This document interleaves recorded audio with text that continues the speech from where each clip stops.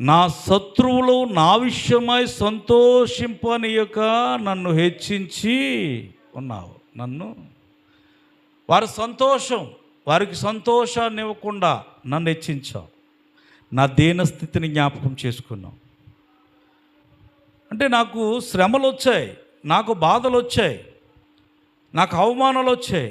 అవమానాలు అన్నీ నా శత్రువుకు వినపడినప్పుడు ఆ వినపడిన శత్రువు సంతోషంపనీయక, వాడి సంతోషం రాకుండానే నన్ను హెచ్చించావు. అబ్బా, ఎంత అద్భుతమైన మాట కదా! ఈ మాటలు దావీదు భక్తుడు రాశాడు. ఎంత దీనస్థితిలో ఉండి రాశాడో. రెండో మాటగా 2వ వచనంలో మనం చదువుకున్నాం. ఏంటా మాట ఏమిటంటే, యెహోవా నా దేవా. జాగ్రత్తగా వినాలి, ఈ మాట చెప్పాలి మీరు. యెహోవా చెప్పాలి అందరూ.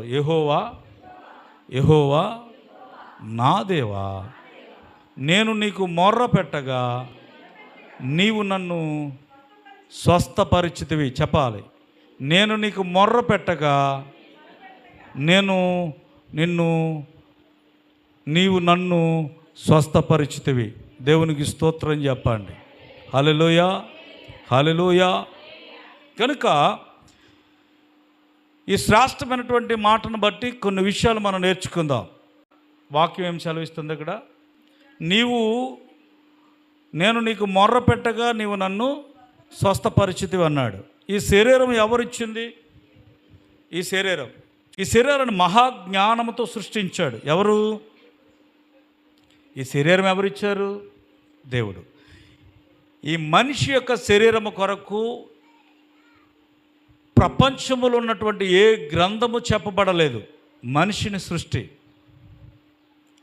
మనిషిని ఏ రకంగా సృష్టించాడో దేవుడు ఒక బైబిల్ మాత్రమే చెప్పింది. ఈ యొక్క శరీరాన్ని దేవుడు మహాజ్ఞానముతో సృష్టించాడు. ఈ శరీరంలో ఆత్మ ఉన్నంత కాలం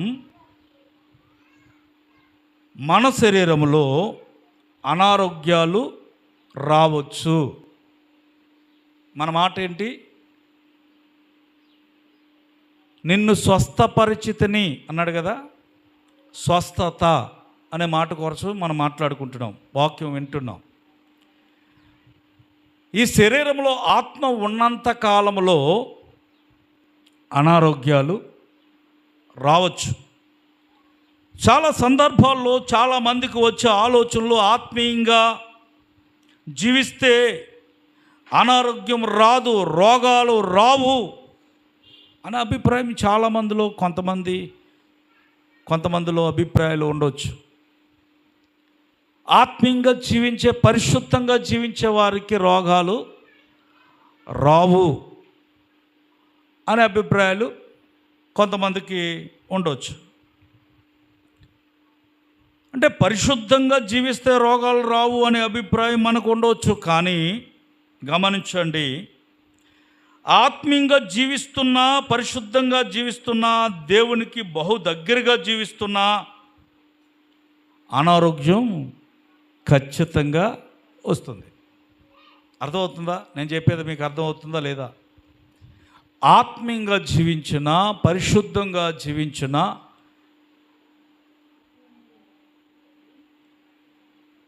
బహు పరిశుద్ధంగా నీ జీవితంను గడుపుతున్నా, ఆత్మీయ అనుభవాలలో నీ జీవితం ఉన్నా నీకు రోగాలు ఖచ్చితంగా వస్తాయి. సాధారణంగా మనిషికి వచ్చేటువంటి వ్యాధులు, బాధలకు కారణం, రోగాలకు ప్రధాన కారణం ఏమిటి అంటే మనము చేసేటువంటి పాపం. మనిషికి వచ్చేటువంటి ప్రధానమైనటువంటి రోగాలు రావడానికి ప్రధానమైనటువంటి కారణం ఏమిటి అంటే మనము చేసేటువంటి తప్పులు. కలిగి ప్రార్థన చేయకుండా, పశ్చాత్తాప పడకుండా నువ్వు వెళితే అది నీకు ఎంత మాత్రము క్షేమము కాదు. దేవునికి స్తోత్రం చెప్పండి. ప్రభు నీ ప్రార్థన ఆలకిస్తాడు, నిన్ను స్వస్థపరుస్తాడు. దేవునికి స్తోత్రం చెప్పు. నూతన నూతన కార్యాలు. నువ్వెప్పుడో ప్రాణం పోవలసింది, కానీ దేవుడు నీకు నూతన బలాన్ని ఇచ్చి, నూతన శక్తి నీలో ఇచ్చి, నిన్ను యవనముగా దేవుడు ఉంచుతున్నాడంటే కారణం ఏంటి తెలుసా? నా దేవుని కృప నీ ఎడల అధికముగా ఉంది. నమ్మిన వారు దేవునికి స్తోత్రం చెప్ప. హల్లెలూయా, హల్లెలూయా. నువ్వు ప్రార్థనలు, వేదనకరమైనటువంటి సంఘటనలు, నువ్వు మంచం మీద వేదనకరమైనటువంటి ఆ నెప్పుల మధ్యలో ప్రార్థన చేస్తున్నావు, నాయనా ఈ పరిస్థితులను నన్ను విడిపించని నా దేవుడిని మొర విన్నాడు. అందుకనే నీకు మంచి ఆరోగ్యమును దేవుడు నీకు ఇచ్చాడు. దేవునికి స్తోత్రం చెప్ప. హల్లెలూయా, హల్లెలూయా. అందుకని అన్నాడు, స్వస్థపరచు యెహోవాను నేనే, నిన్ను విడిపించేవాడును నేనే. ప్రియమైనటువంటి సంఘమా, మీరు కొన్ని మాటలు విన్నాం. అతిక్రమం వలన వచ్చే రోగాలు, లేకపోతే పాపం వలన వచ్చే రోగాలు, తిండి వలన వచ్చే రోగాలు, ఇవన్నీ విన్నాం కదా. మరి ఆత్మీయంగా జీవించేవాడికి రోగాలు రావా? పరిశుద్ధంగా జీవించేవాడికి రోగాలు రావా? వస్తాయి, ఖచ్చితంగా వస్తాయి. కొన్ని సందర్భాల్లో అలా అజాగ్రత్తగా ఉండటం వలన, అజాగ్రత్త వలన ఆత్మీయులకు కూడా రోగాలు, అనారోగ్యాలు ఖచ్చితంగా వస్తాయి. అన్ని సందర్భాల్లో అజాగ్రత్త కారణం కాదు అనారోగ్యానికి. జాగ్రత్తగా వింటున్నారా? అన్ని సందర్భాల్లో అజాగ్రత్త కారణం కాదు. అపవిత్రత అనుకోవద్దు. కొన్ని సందర్భాల్లో నీకు వచ్చినటువంటి అనారోగ్యం నీ ఆత్మీయతను పరిశీలించటానికి, దేవునికి స్తోత్రం చెప్ప. కొన్ని సందర్భాల్లో నీకు వచ్చినటువంటి అనారోగ్యం నీ ఆత్మీయతను పరిశోధించటానికి, నీ ఆత్మీయతను పరీక్షించటానికి. ఇటువంటి సంఘమా, ఉదాహరణకు యోబుని జ్ఞాపకం చేసుకుందాం. యోబు ఎంత ఆత్మీయుడు చెప్పండి. యోబు గారు ఎంత ఆత్మీయుడు. ఎంత ఆత్మీయుడైనటువంటి యోబు గారికి అనారోగ్యం వచ్చింది. యోబు యొక్క ఆత్మ పరీక్షింపబడింది. యోబు ఆత్మ పరిశోధించబడింది.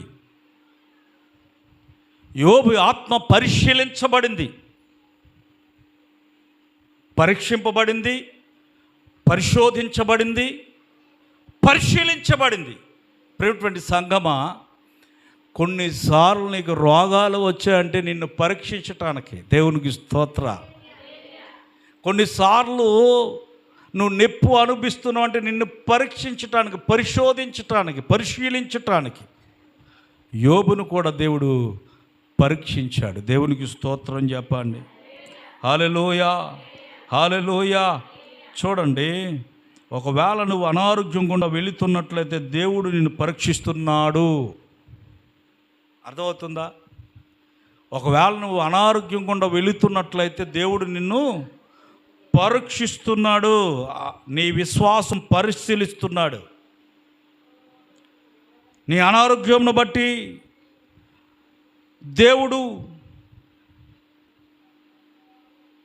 దేవునికి నువ్వు ప్రశ్న వేస్తున్నావా?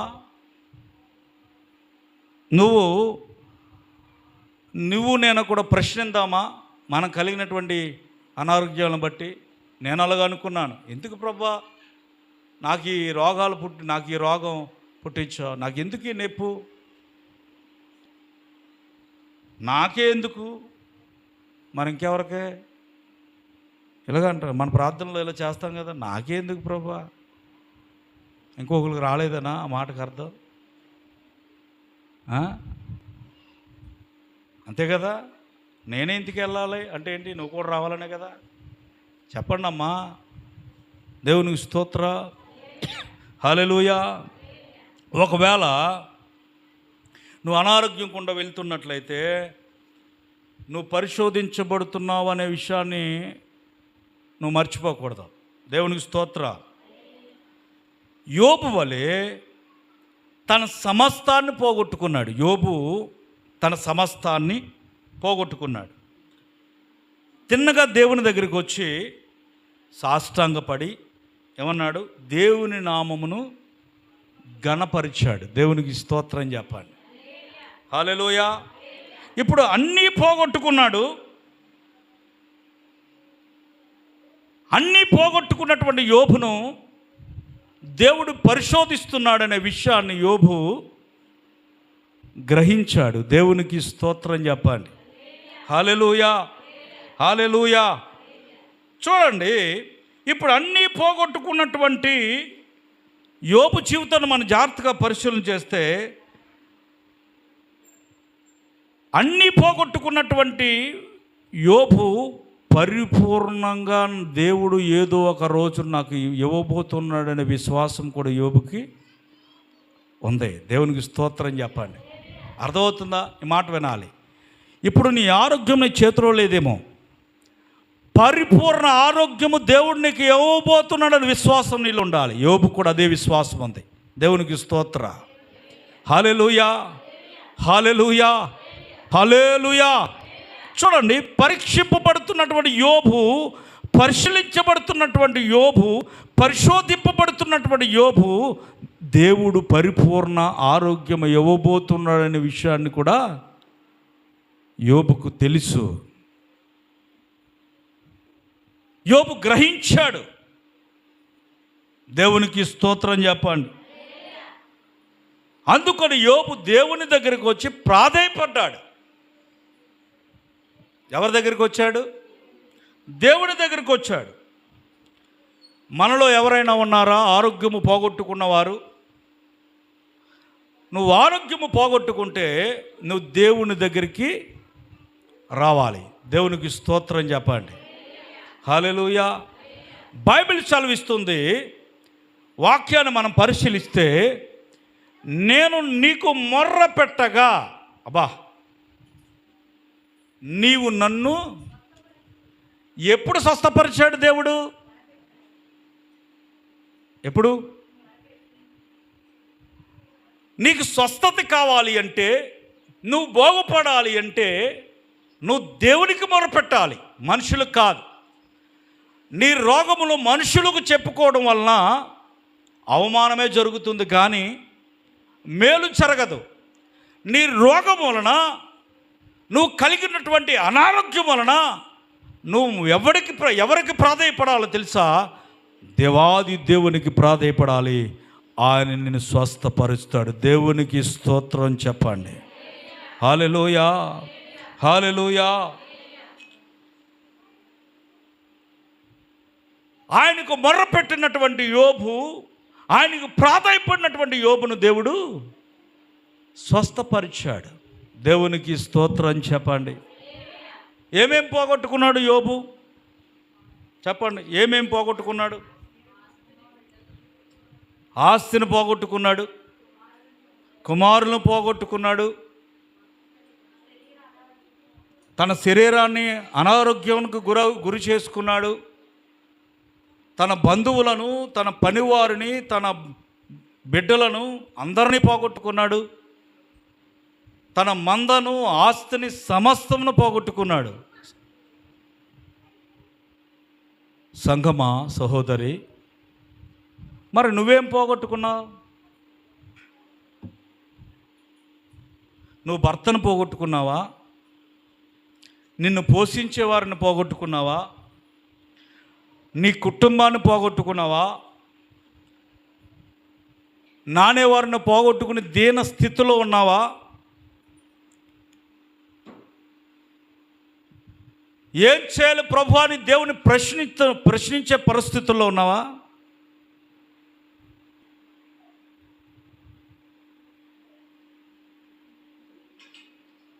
నేను ఏం చేస్తే మంచిదని ఆలోచించినటువంటి యోబు దేవుని సన్నిధికి వచ్చి ప్రాధేయపడ్డాడు.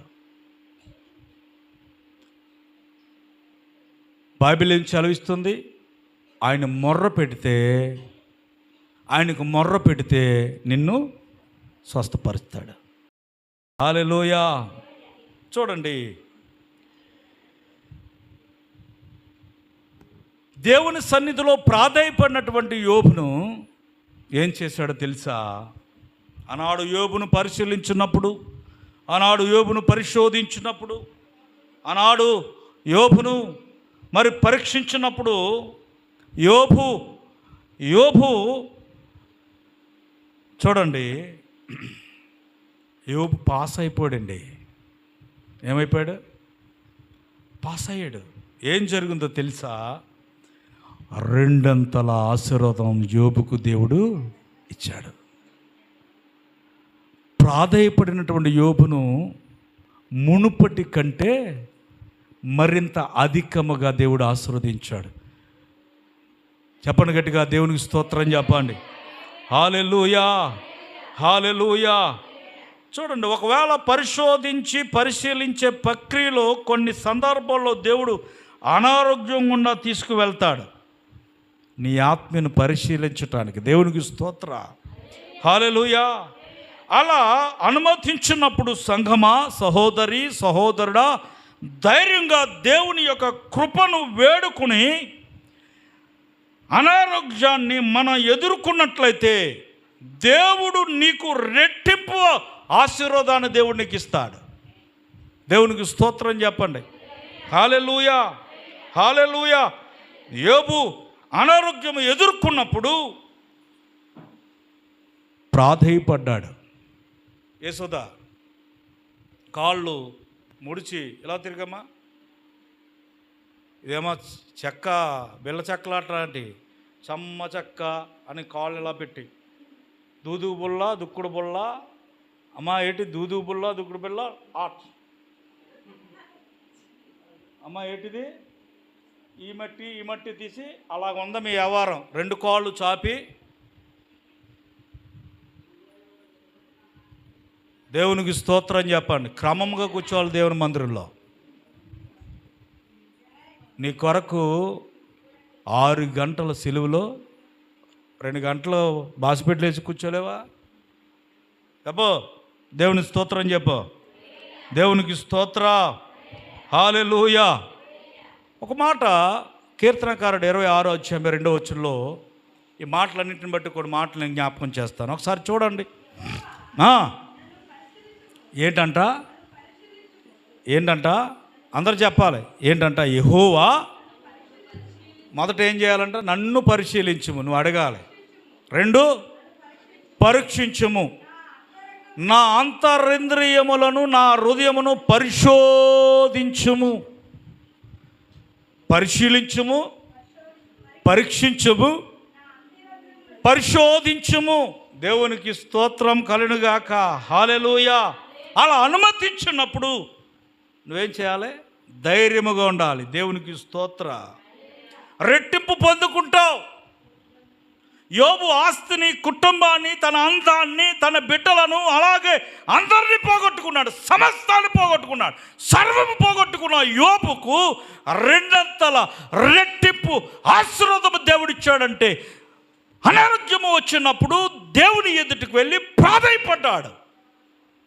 ప్రేమటువంటి సంగమా, నీకు అనారోగ్యం వచ్చినప్పుడు దేవుని ఎదుట ప్రాధేయపడినటువంటి యోబును హెచ్చించిన దేవుడు, ప్రాధేయపడినటువంటి యోబును స్వస్థపరిచిన దేవుడు, ప్రాధేయపడినటువంటి యోబును రెట్టింపు ఆశీర్వాదము అనుగ్రహించినటువంటి దేవుడు నిన్ను ఆశీర్వదించడా? నువ్వు కలిగి ఉన్నటువంటి బాధలలో, నువ్వు కలిగి ఉన్నటువంటి వేదనకరమైనటువంటి సంఘటనలో, నువ్వు కలిగి ఉన్నటువంటి ఆ అవరోధముల గుండా వెళుతున్నటువంటి పరిస్థితుల్లో దేవునికి మొర్ర పెడితే ఖచ్చితంగా ఆ బంధకములన్నిటినీ దేవుడు విడిపించే శక్తి దేవుడి దగ్గర ఉంది. నువ్వు ప్రార్థన చేయకపోతే నీకు మేలు జరగదు. నువ్వు ప్రార్థన చేయకపోతే నీ కీడు నుండి తొలగి పోవో. నువ్వు ప్రార్థన చేయకపోతే నువ్వు కలిగి ఉన్నటువంటి అనారోగ్యము స్వస్థతగా కలగదు. దేవునికి స్తోత్రం చెప్పండి. హల్లెలూయా, హల్లెలూయా. సహోదరి, నువ్వు కష్టాలు గుండా వెళ్తున్నావా? సహోదరుడా, నువ్వు కష్టాలు గుండా వెళ్తున్నావా? పోగొట్టుకున్న స్థితిలో వెళ్తున్నావా? అయితే విను, పరిశోధిస్తున్నాడేమో, అయితే విను, పరీక్షిస్తున్నాడేమో, అయితే విను, పరీక్షిస్తున్నాడేమో. ప్రియమైనటువంటి సంఘమా, నీ రోగానికి నీ అజాగ్రత్త కావచ్చు. కొన్ని సందర్భాల్లో దేవుడు పరీక్షిస్తున్నప్పుడు, అనారోగ్యాన్ని అనుమతించినప్పుడు, లేదా కొన్ని సందర్భాల్లో దేవుడు మాటను మీరి, దేవుని మాటను లెక్క చేయకుండా నువ్వు ప్రవర్తించినప్పుడు, ఇష్టానుసారంగా జీవించినప్పుడు, దేవుడు శాశ్వతంగా నీ రోగమును అలాగే ఉంచుతాడు. దేవునికి స్తోత్రం చెప్పండి. హల్లెలూయా, హల్లెలూయా. శాశ్వత రోగమును స్వస్థపరిచే దేవుడు నువ్వు కలిగి ఉన్నావు. ఇది నయము కాదు, ఈ పుండు మానదు, ఈ రోగము పాదు అని అనుకుంటున్నాము. నువ్వు రోగిష్ఠురాలు అయి చనిపోయినా సరే నీ ఆత్మీయ స్థితిని కాపాడుకుంటే ఆ నిత్యత్వములో ఉంటావు. దేవునికి స్తోత్రం చెప్పండి. హల్లెలూయా, హల్లెలూయా.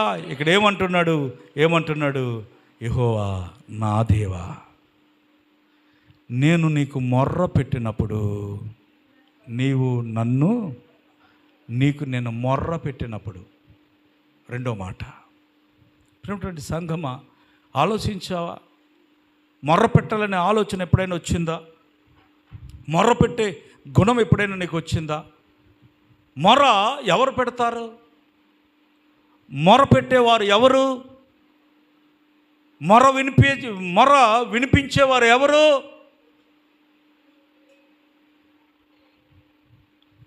గుండెలు బాదుకున్న వ్యక్తులు ఎవరు? కన్నీరు కార్చే వ్యక్తులు ఎవరు? వేదనకరమైనటువంటి పరిస్థితుల గుండా వెళ్ళేటువంటి వారే. నాకే ఇంత భయంకరమైనటువంటి పరిస్థితులు వస్తున్నాయి, నలుగురు ముందు ఏడిస్తే అది అవమానం, అది బాధ అనే పరిస్థితుల్లో కూడా నువ్వు మొర పెట్టకుండా ఉన్నావంటే ఎంత కఠినపరచబడ్డావో, ఎంత వాతబయబడినటువంటి మనస్సు కలిగిన దానిగా ఉన్నావో. నీకు కలిగిన కష్టాలు ఎవ్వరికి వచ్చిండో, నీకే వస్తానంటే నిన్ను పరీక్షిస్తున్నాడు, నీకే వస్తానంటే నిన్ను పరిశోధిస్తున్నాడు, నీకే వస్తానంటే నిన్ను పరిశీలిస్తున్నాడు.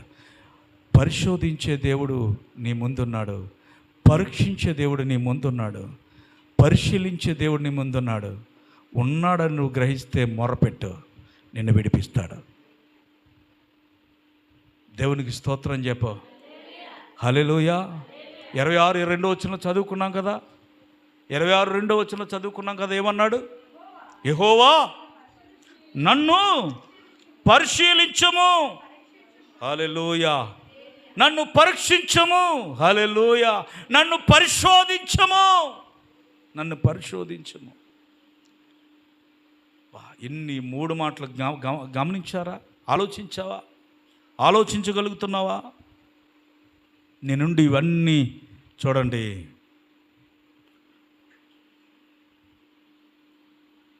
దేవుడు గమనిస్తున్నప్పుడు,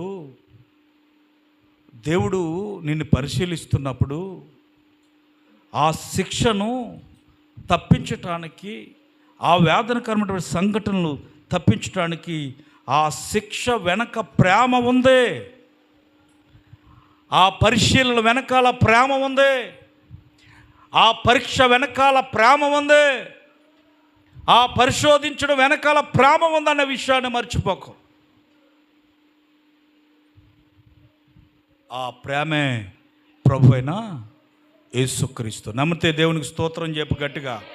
హల్లెలూయా, హల్లెలూయా. ఎప్పుడైతే దేవుడు నీలో మార్పును చూడాలని ఆశపడతాడో, తను ఆశించిన జీవితమును నీలో కనుగొంటాడో, ఆయన నీ చేతిలో, ఆయన ఏ చేతితో అయితే మోస్తాడో, ఆయన ఏ చేతితో అయితే నిన్ను మోస్తాడో అదే చేతితో నిన్ను లేవనెత్తుతాడు. దేవునికి స్తోత్రం. ఆయన ఏ చేతితో అయితే నిన్ను పరీక్షిస్తున్నాడో ఆ చేతితోనే నిన్ను దీవిస్తాడు. ఏ చేతితో అయితే నిన్ను పరిశీలిస్తున్నాడో ఆ చేతితోనైనా నిన్ను విడిపించగలడు. నమ్మని వారు దేవునికి స్తోత్రం చెప్పండి. హల్లెలూయా. 7 ఆశీర్వాదాలు మనం వింటున్నాం. 7 ఆశీర్వాదాల్లో మొదటి మాట హెచ్చిస్తాడు, ఉద్ధరిస్తాడు. రెండో మాట స్వస్థపరుస్తాడు. ఎప్పుడు స్వస్థపరుస్తాడంటే ఆయనకు మొర్ర పెట్టినప్పుడు. యోబు మొర్రపెట్టాడు. లాజరు చనిపోయినప్పుడు మరియా మొర్రపెట్టింది. ఎప్పుడు మొర్రపెట్టింది? చనిపోయినప్పుడు మొర్రపెట్టింది. దేవునికి స్తోత్రం చెప్పాలి. యోబు ఎప్పుడు మొరపెట్టాడు? రోగం వచ్చినప్పుడు మొరపెట్టాడు. గుడ్డివాడు ఎప్పుడు మొరపెట్టాడు? గుడ్డివాడు అడుక్కుంటున్నాడు. ఆ మార్గము గుండా యేసయ్య వెళుతున్నాడని గమనించినప్పుడు, దావీదు కుమారుడు నన్ను కరుణించుమని బిగ్గరగా కేకలు వేశాడు. ఆడు ఏ పరిస్థితుల్లో దేవునికి మొక్కుతున్నాడు, మొరపెడుతున్నాడు. దేవునికి స్తోత్ర. హల్లెలూయా, హల్లెలూయా. యాయీరు మొరపెట్టాడు అంటే దానికి కారణం తన కుమార్తె, ప్రియమైనటువంటి ఏకైక కుమార్తె అనారోగ్యము గుండా ఉంది. వేదనకరమైనటువంటి పరిస్థితులు ఆ కుటుంబంలో ఉన్నాయి. దేవుడు ఆ కుటుంబానికి వచ్చి ఆ కుమార్తెను ముట్టాలని యాయీరు దేవునికి మొరపెట్టాడు. దేవునికి స్తోత్రం చెప్పండి. హల్లెలూయా, హల్లెలూయా. మనం ఎప్పుడు మొరపెట్టాలి. కానీ నీ స్వస్థత దేవుడు నీకు అనుగ్రహించాలంటే నువ్వు దేవుని ఎదుట నువ్వేం చేయాలి? మొరపెట్టాలి. రాజు మొరపెట్టాలి. దేవునికి స్తోత్రం చెప్పండి. హల్లెలూయా. పద్మ అదస్స మొరపెట్టకపోతే దేవుడు ఎంత మాత్రము నిన్ను స్వస్థపరచడు. దేవునికి స్తోత్రం చెప్పండి. హల్లెలూయా, హల్లెలూయా. చూడండి, గుడ్డివాడిని అన్నారు, రే మాట్లాడకురా, ఒరే మాట్లాడకురా, మౌనంగా ఉండరా అన్నాడు. ఆడు గుడ్డితనాన్ని బట్టి ఆడేం చేశాడు తెలుసా? కేకలు వేశాడు. దేవునికి స్తోత్ర. నువ్వే పరిస్థితుల్లో వెళుతున్నా నువ్వు మొరపెట్టు. నువ్వే పరిస్థితుల్లో ఉన్నా నువ్వు మొరపెట్టు. దేవుడు నిన్ను ఖచ్చితంగా స్వస్థపరుస్తాడు.